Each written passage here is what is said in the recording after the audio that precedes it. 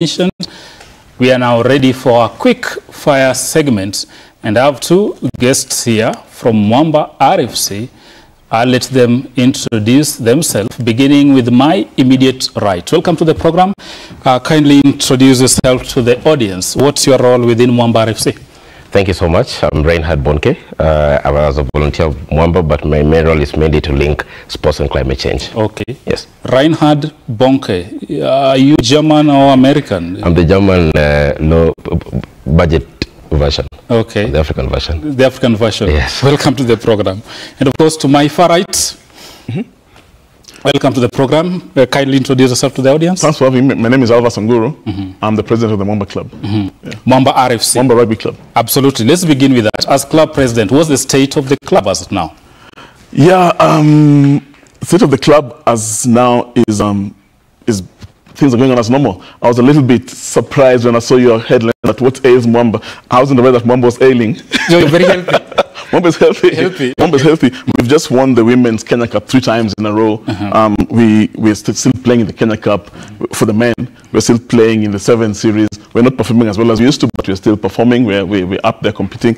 Yeah, so I'm surprised that Mwamba is ailing. The president says Mwamba doesn't have any disease, but let me ask, what's the book balance? How is the club performing financially?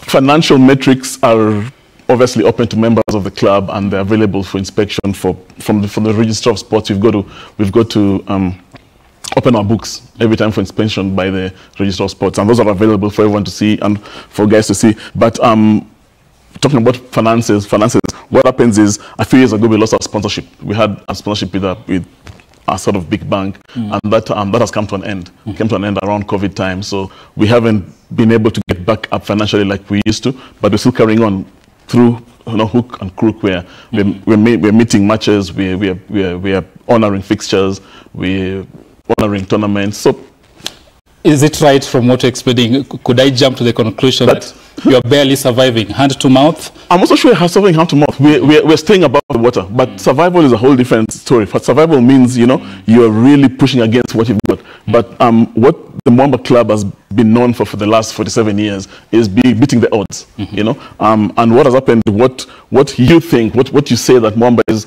is ailing or struggling financially is because sport has changed, right? Sport has become about money, about economics, about finances, and so on and so forth. And so the clubs that are doing very well right now, from what, to use the word doing well according to, is clubs that have got a lot of money. The clubs that are owned by corporates that then have a sort of endless sort of pot of money. Mwamba is a community club, owned by the community, run by the community, run by members, run by fans, and so on and so forth. And so for 47 years, we've been able to survive that way. We never were owned by a corporation. We never were owned by a company. And so we were owned by the people. And so the people still keep Mwamba going. And that is basically the state of how we are operating right now, how we've operated ever since we were set up, how we'll continue operating since. I see you're very passionate about your club. And of course, Mr. Bonke or Reinhard, maybe, is given very good insights. Yes. And listening to him, I see the trouble or the challenge of running a rugby club. Lots of finances, lots of investment. Maybe you can give us your insights on that.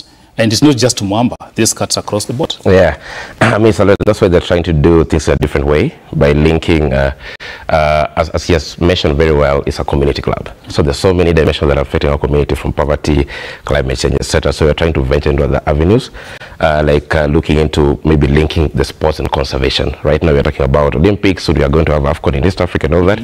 So my role is mainly to look at how then can we venture into other sectors that sports has has an impact, yes, or could have a potential impact, but has not really tapped into that. So what's the link between conservation or climate change mitigation and sports? So that's why now we are trying to diversify and look into how do we stay above the water.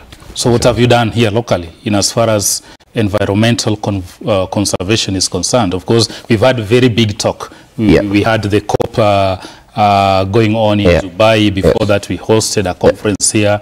And everybody right now we're being told, Panda Miti, conservation. What has Mwamba RFC done in that regard? They've given us there's a volunteer who's joining us soon to become the face of that one of the players who, for contractual purposes, are still in discussions on the same. But then from an international level, we are onboarding different ambassadors to join the work. We have Patty Kluivert from Netherlands. We have Robin van Persie joining the work. And Robin van Persie? Yeah, we are in from Ghana? The Robin Dutch guy, the flying Dutchman. Yes, we remember him for his time at Arsenal. Exactly. Yeah. No, we remember for Man United. So we are trying to work with him and such likes, and also Eliud Kipchoge, who has been a strong ambassador for conservation. And we are having a walk scheduled for 21st of September. It's called the 24th. In Nairobi? Planet. No, it will be in New York, but then we are coming down to East Africa. So we'll start one from Arusha to Nairobi, which again is just a sports and conservation climate change. Okay. So the main objective is mainly to create awareness around the impact of climate change and the impact it has on sports, actually. Okay. Because, I mean, for so many years we've never seen something like water breaks in football, but then how do we attribute this to climate change? So just to showcase that climate change impacts every sector. Including sports. Yeah, including sports. Okay. Mr. Nguru, let me ask you, Mwamba won the Kenya Cup title in 1983. And by so doing, you guys laid a marker. But lately, we are not seeing Mwamba challenging for the Kenya Cup. From where you sit, where did it go wrong? Is it about talent? Is it about financial incentives? First of all, just to correct that, we've won the Kenya Cup 3 times in a row for the women. So winning Kenya Cup isn't alien to but us. For the men's version? Well, for the men, we won the Kenya Cup in 1983, that is true. And then after 1983, what happened is rugby was traditionally an amateur sport. You couldn't make money, you couldn't spend money on the sport. And the big money arrived in rugby around that time, you know, when you had clubs like Barclays Bank coming with big bucks, and people like Stanchart coming with big bucks, you know. And so we were then left to kind of not survive. I hate to use the word survive. We're left to make do with our own resources. And like I said, sport has become very commercial now. If you're not having the money, you're not winning. Look at, you mentioned Man United and Man City and those guys. Those guys win because they've got money. Same as Arsenal, which is I like very much. But still, Arsenal, the truth is, are winning because they've got a lot of money. And so Mwamba found itself in the early 80s to the 90s, not being able to cough out the sort of money that that wins leagues, wins Kenya Cup. And so we made an extremely important kind of strategic mind shift and said, look, we don't have the sort of money like Barclays Bank has as a rugby club or some of the big clubs that are spending money now. But when we play in the sevens, we can't compete in the 15s. That requires big money. But in the sevens, it's just yourself and the ball and your skill.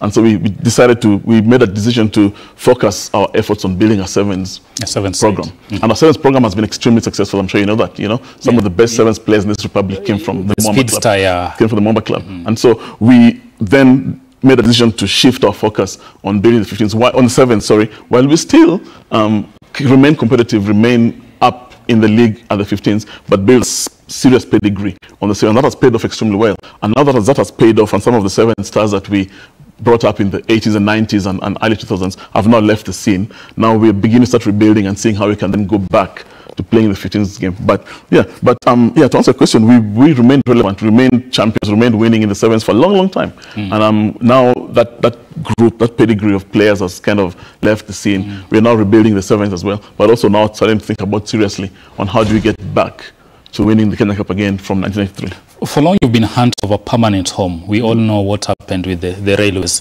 Basically, that was the heart and soul of the club. But how has that turned out up to now? Yeah, so what's happening now is, the railway club was a bit unfortunate. First of all, it became a bus stop, then is now an exit on the expressway and so on and so forth. So we're itinerant tenants at different training grounds, which might be one of the reasons why our standards have gone a little bit lower on the playing pitch.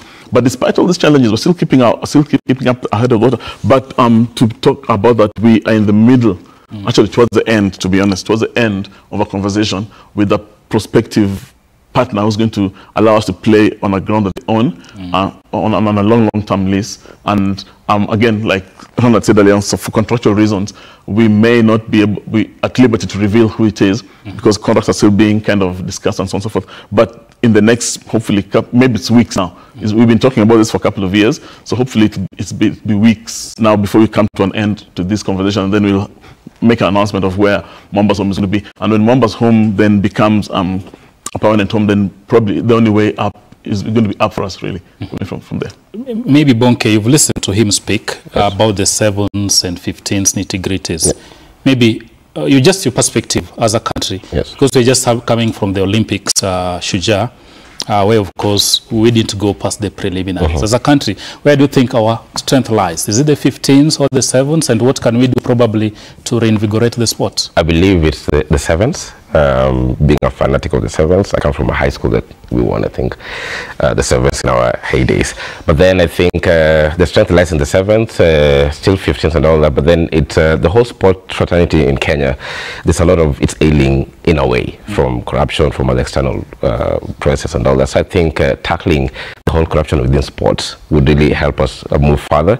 But then moving down to now, like an example like football and all that, people need to watch these games. We had, I think a few years ago, we used to follow Gor and AFC and etc. from watching it at home. But then I don't know whether that deal fell off and all that. So you find that people are not really aware about the whole existence of this kind of 7s and 50s at the very local level. Citizen Radio, I would say, did a good job and still doing a good job too.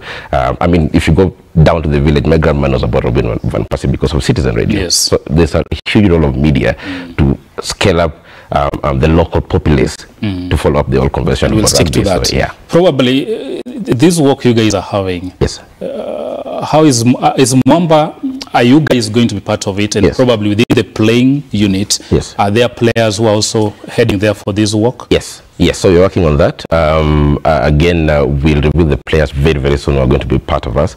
But the main conversation, the main, as Alvas mentioned, my colleague here, is that we are staying just above the water, but then we are venturing into an adventure spaces. If you look at the corporate sector, are going into the whole climate change talk. If you look at the president, we go to the climate change talk, there's a huge financial incentive from that aspect. So we are trying to make a case for the COP29 at the end of this year in Baku in terms of the role of sports in tackling climate change, because sports get to the very, very local level. So we'll be joined by some of the players and we'll also be part of it. We did one in Amsterdam early in the year.